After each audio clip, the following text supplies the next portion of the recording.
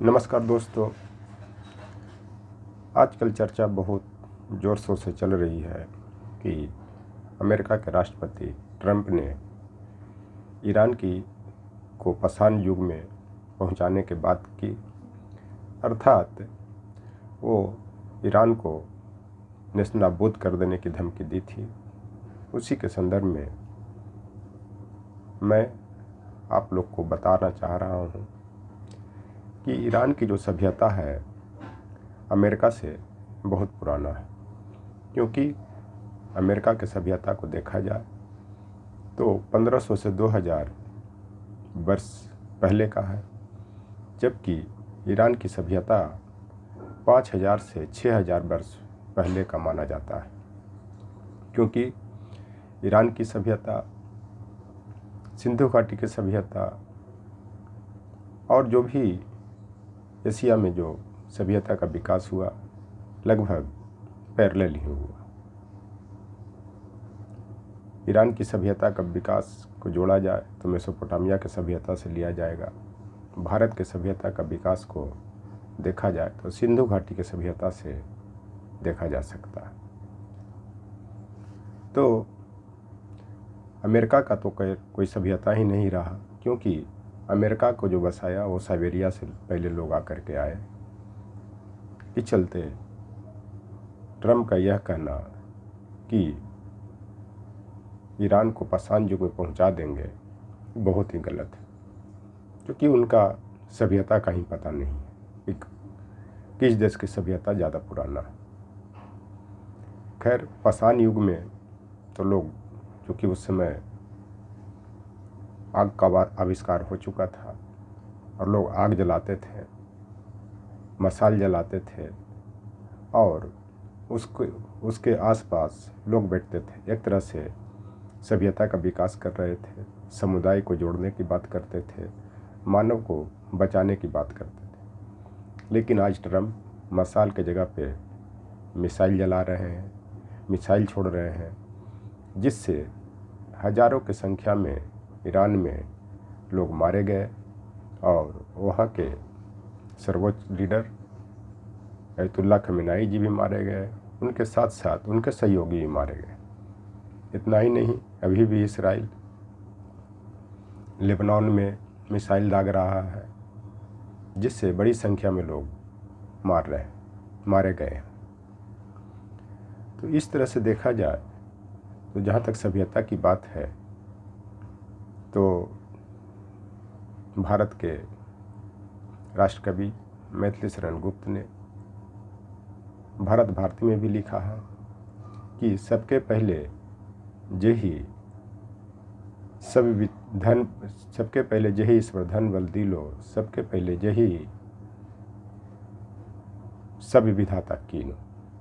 इसका मतलब ये होता है कि यह कविता ब्रिटिश काल में लिखा गया था और ब्रिटिशर्स भी भारत पर तांडव मचाए हुए था और वो भी भारत को पाषाण युग की तरह रखने का प्रयास कर रहे थे और अपने सभ्यता को श्रेष्ठ बताते थे, अपने को श्रेष्ठ बताते थे। उसी संदर्भ में मैथिली शरण गुप्त ने भारत भारती में पंक्तियाँ लिखा कि अगर देखा जाए तो सबसे पहले जो सभ्यता का विकास हुआ और धन बल मिला, धन भी मिला, बल भी मिला, बल का मतलब ताकत मिला, वो भारत को मिला, एशिया महादेश को मिला, न कि यूरोप के लोगों को मिला। चूँकि ऐसा भी माना जाता है कि वैदिक काल में जो भारत को जो वैदिक सभ्यता का विकास हुआ वो ईरान से लोग आए थे और वे लोग आर्य थे। इस चलते ये कविता की पंक्तियाँ ईरान के संदर्भ में भी सही साबित होता है। इस चलते ट्रंप को पहले मैथिली शरण गुप्त की जो भारत भारती कविता है उनको पढ़ने की ज़रूरत है, तब उनको समझ में आएगा कि पाषाण काल का इतिहास क्या है और किस देश की सभ्यता का विकास हुआ। इतना ही नहीं, मैथिली शरण गुप्त ने भी पुनः भारत भारती में ही लिखा है, संसार को हम ही ने ज्ञान शिक्षा दान की,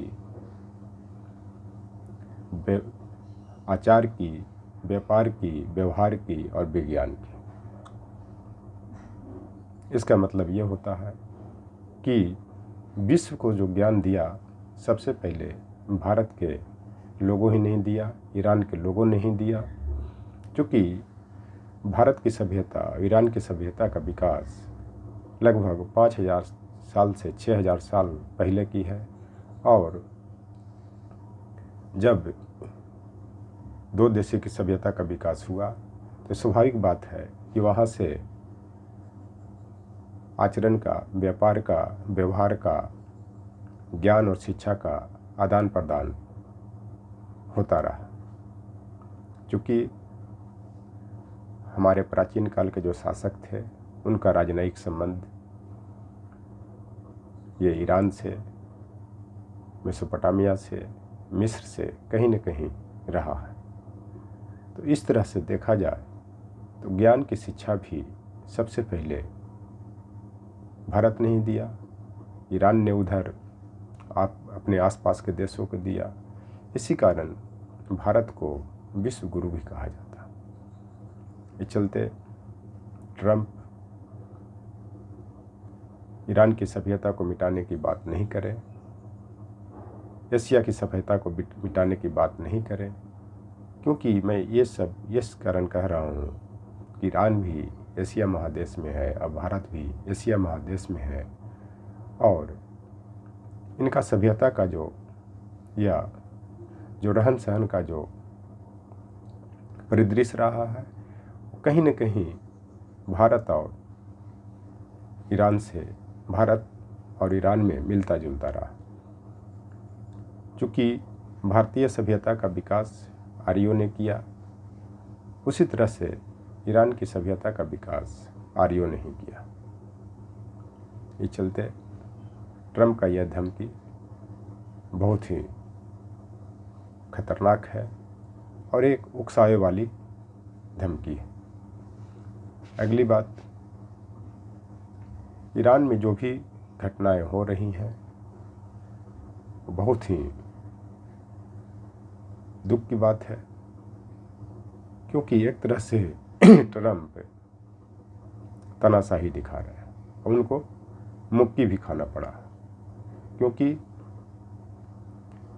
उनको जब समझ में आ गया कि किसी को मिटाने से किसी की हस्ती नहीं मिटती तो पुनः वो युद्ध विराम की घोषणा करते। उनको समझ में आ गया कि आप कितने लोग को भी मार दें, ईरान को भी ख़त्म कर दें तो उनका जो सिविलाइजेशन है वो ख़त्म नहीं हो सकता, उनका जो कल्चर है वो ख़त्म नहीं हो सकता, उनका जो व्यवसाय है वो ख़त्म नहीं हो सकता। इस चलते ट्रंप को जब यह लगा तो पुनः बैकफुट पे आ गए। उसी तरह से जब ब्रिटिशर्स ने भारत पर शासन कर रहा था, जब लंबे समय तक भी शासन किया, जब उनको समझ में आ गया कि भारत छोड़ने में ही फ़ायदा है, भारत को स्वतंत्र करने में ही फ़ायदा है, तभी उन लोग ने भारत छोड़ने का निर्णय लिया। इतना ही नहीं, जिस तरह से ट्रंप ईरान की सभ्यता को मिटाने का संकल्प लेकर के चले थे, ईरान को मिटाने का संकल्प लेकर के चले थे, उसी तरह से भारत की सभ्यता को मिटाने के लिए अहमद शाह अब्दाली, नादिर शाह, अहमद शाह अब्दाली, इसके पहले भी चंगेज खां, तैमूरलंग, बहुत बड़े बड़े आए, दिल्ली में कोहराम मचाए, कत्लेआम किए। उसके बाद भी भारत की सभ्यता आज तक सुरक्षित है। उसी तरह से ट्रंप कुछ भी कर ले, सभ्यता नहीं मिटेगी, बल्कि खुद ट्रंप मिट जाएंगे। अमेरिका की सभ्यता समाप्त हो सकता है, क्योंकि सभ्यता का मतलब ये होता है कि वहाँ पे प्रारंभ से ही किसी ने उस देश की सभ्यता में सफी जा जाता है, कभी सभ्यता का विकास किया है। लेकिन अमेरिका को कहीं कहीं से आ कर के लोग उसको बसाया है, इस कारण उसका कोई सभ्यता ही नहीं हो सकता है। और पाषाण युग में रहने के लिए उन लोग